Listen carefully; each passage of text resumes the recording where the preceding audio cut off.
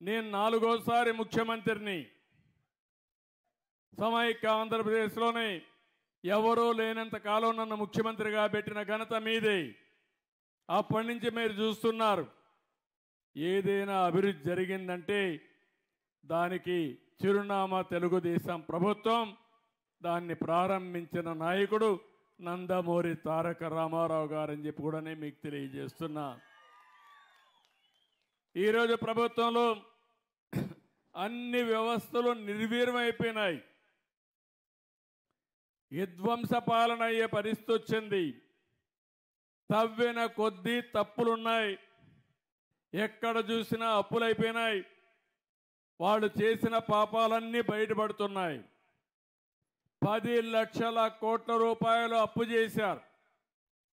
మన ఊర్లో కూడా ఎవరైనా సరే తల్లిదండ్రులు కొంత ఆస్తిస్తే ఆ ఆస్తిని కాపాడకుండా ఊరూరు తిరిగి అప్పులు చేసి ఎక్కడికక్కడ తాగడానికి తిరగడానికి ఖర్చు పెట్టేస్తే ఆ కుటుంబం ఎట్లయితే నష్టపోతుందో అదేవిధంగా ఈరోజు రాష్ట్రం కూడా ఉంది. ఇష్టానుసారంగా అప్పులు చేశారు. ఎన్ని పాపాలు చేయాలన్నీ చేశారు. ఎక్కడికక్కడ అవినీతి కార్యక్రమాలు చేశారు. కడాన రాష్ట్రం అయితే దివాలా తీసి ఈ నెల జీతాలు ఇస్తామా లేదని భయపడే పరిస్థితి వచ్చింది. ఇంత మును పాలనలో మీరు చూశారు, నెలవారీగా జీతాలు ఇచ్చేవారు కాదు, ఎక్కడెక్కడో అప్పులు తెచ్చేవాళ్ళు.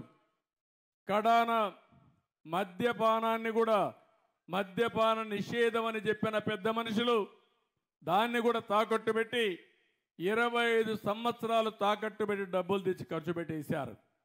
కడాన ఎంఆర్ఓ ఆఫీసుల్ని హాస్పిటల్ కూడా తాకట్టు పెట్టి అప్పు తీసుకొచ్చే పరిస్థితికి వచ్చారు. ఇలాంటి చాలా దుర్మార్గమైన కార్యక్రమాలు చేసే పరిస్థితికి వచ్చారు. అందుకే నేను ఒకటే చెప్పాను, ఆ రోజు నేను చెప్పింది ఇవన్నీ కూడా సిస్టమేటిక్గా చేసి నాకుండే అనుభవంతో మళ్ళీ రాష్ట్రాన్ని గట్టెక్కిస్తానని చెప్పా.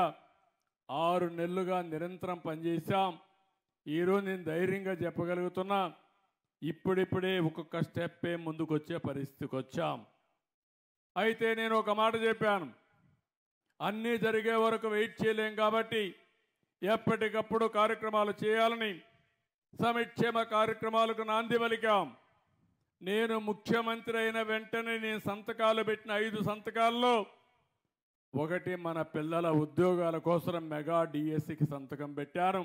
తొందరలోనే పిల్లలందరికీ ఉద్యోగాలు ఇప్పించే బాధ్యత తీసుకుంటాను.